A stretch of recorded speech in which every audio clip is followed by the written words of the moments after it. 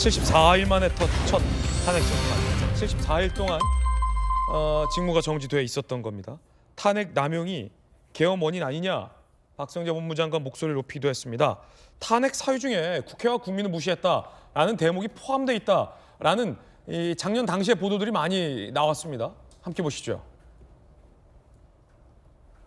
내란 가담 의혹도 있는데요. 국회와 국민을 무시하는 태도.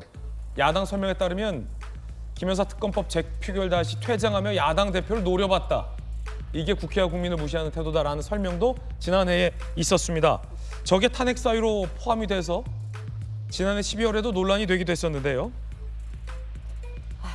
자, 그러자 이른바 진보 성향의 재판관인 이미선 재판관도 이걸 물었습니다. 야당 대표를 노려봤다는 부분이 소추 사유로 주장하냐 아니면 정황만으로 주장하냐? 그러자 야당 측 대리인, 국회 측 대리인이 구체적인 탄핵 사유라기보다는 정황이다라고 답변을 해서 다시 주목받고 있습니다. 노려봤다. 이게 탄핵 사유 중 하나로 인정될 수 있을까? 허탈한 웃음도 좀 나는데 그 외에 탄핵 사유는 분명히 있습니다. 내란에 가담했다라는 건데 왜 내란에 박성재 법무장관이 가담했는지에 대해선 야당이 구체적으로 특정하지 못했다라는 게 또 박성재 법무부 장관의 반박입니다. 노려봤다. 이 장면이 어떤 장면이었는지 그때 그 장면 준비했습니다. 함께 보시죠. 이 법률안은 지금까지 정부가 위헌 사유로 지적한 내용에 관하여 위헌 사유를 시정하기 위한 조치가 부족했다고 봅니다. 우리 사법 시스템의 기본 원칙인 공정성을 훼손하는 문제 및 국민의 인권을 침해하고 소중한 혈세를 낭비할 우려가 있습니다. 의원님들께서도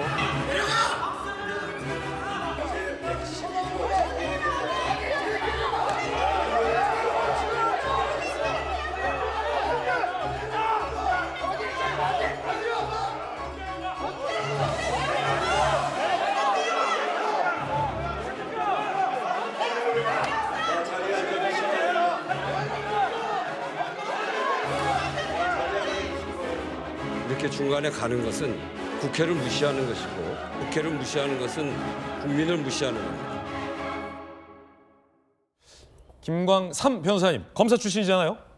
이렇게 글쎄 저 장면을 보니까 야당에서 이제 노려봤다라고 했잖아요.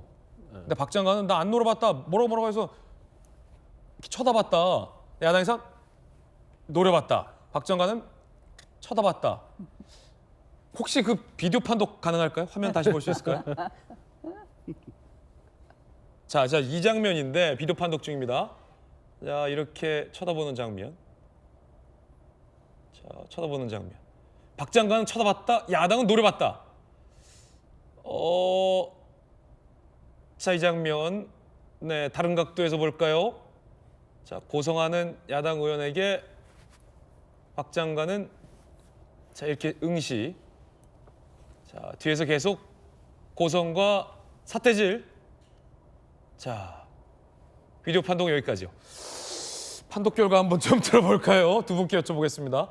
변호사 두 분, 김광삼 변호사님과 조기현 변호사님께 여쭤보겠습니다. 자, 일단 제가 이런 질문 드리려고 했어요. 노려본 게 탄핵 사유냐? 그런데 노려본 게 탄핵 사유가 안 된다라는 법조계의 의견이 많잖아요. 그럼 저건 노려본 거냐 쳐다본 거냐부터 좀 일단 판독을 해주세요. 아니, 노려볼 수도 있고 쳐다볼 수도 있죠. 네. 근데 제가 볼 때는 제가 뭐 관심법을 하는 건 아니지만 딱 쳐다보면서 아이고 이 한심한 인간들 이제 이런 생각을 했을 것 같아요. 그러면 저게 탄핵 사유가 된다고 하면 국회가 워낙 갑질을 하는 거예요. 특히 민주당이 자신들에 대해서 노려보는 것 자체만으로도 이건 헌법과 법률 위반이다. 근데 어디 헌법 법률에 노려보면 안 된다는 조항은 없잖아요. 그런데 그거 자체가 사실 이제 감정을 하는 거죠.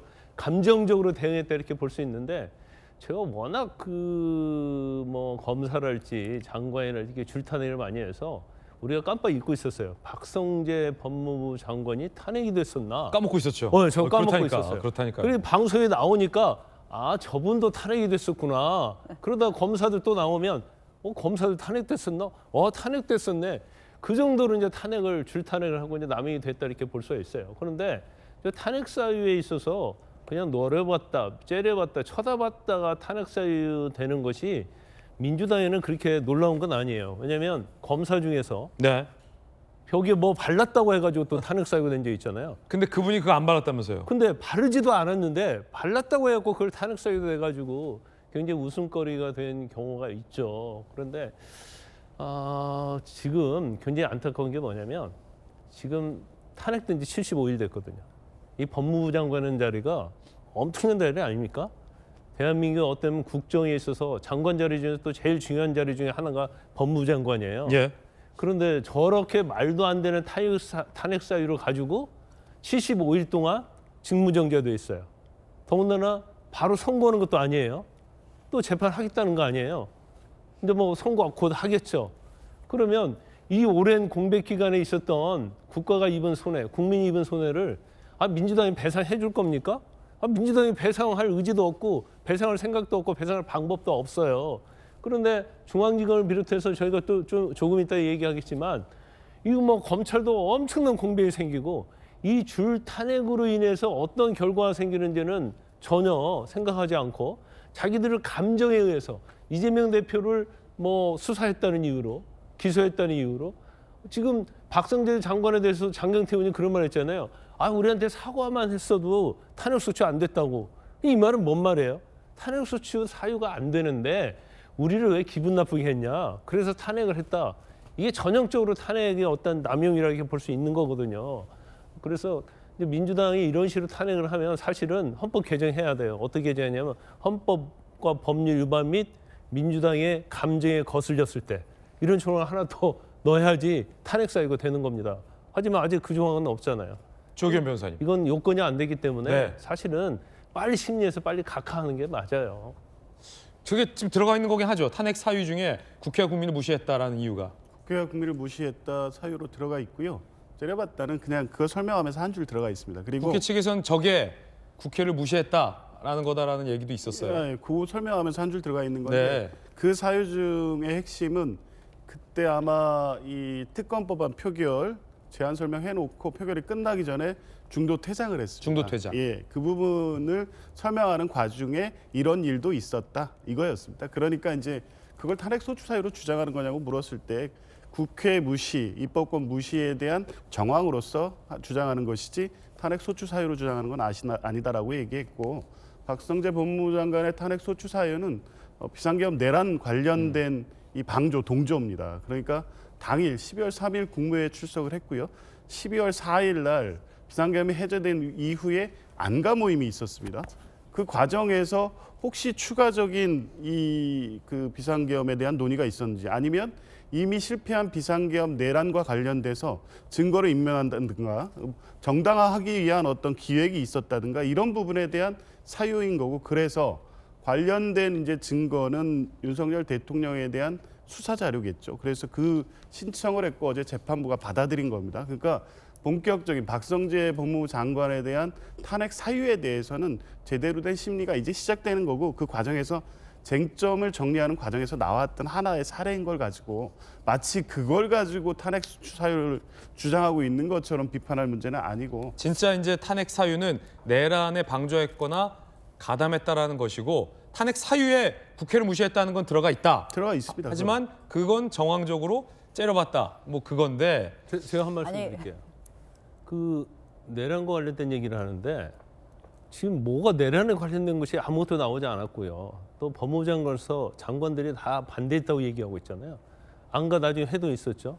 지금 조 변호사님 말씀에 의하면 혹시나 내란에 가입할 수도 있으니까 탄핵 사유에 넣었다고 하는데 헌법재판소가 수사하는 기관입니까? 그러면 고발해가지고 조사받아야지.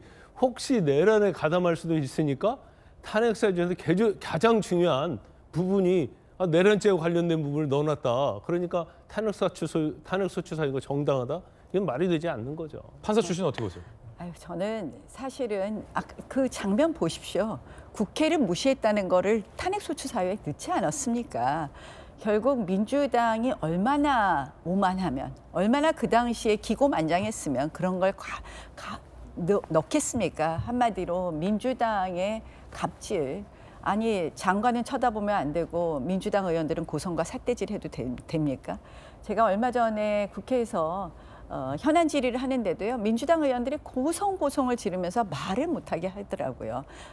저는 어떻게 보면 민주당의 갑질의 전형을 보여주는 것이다 이렇게 말씀드릴 수 있고요. 사실은 이 탄핵 재판이 74일 만에 시작된 것도 굉장히 안타깝게 생각합니다. 지금 이 헌법재판소가요, 29개의 줄 탄핵 중에서 아직도 남아있는 거 대부분 뭐 취하도 했어요, 민주당이. 10건가량 가지고 있는데요. 이진숙 방통위원장 174일 만에 판단을 내렸습니다.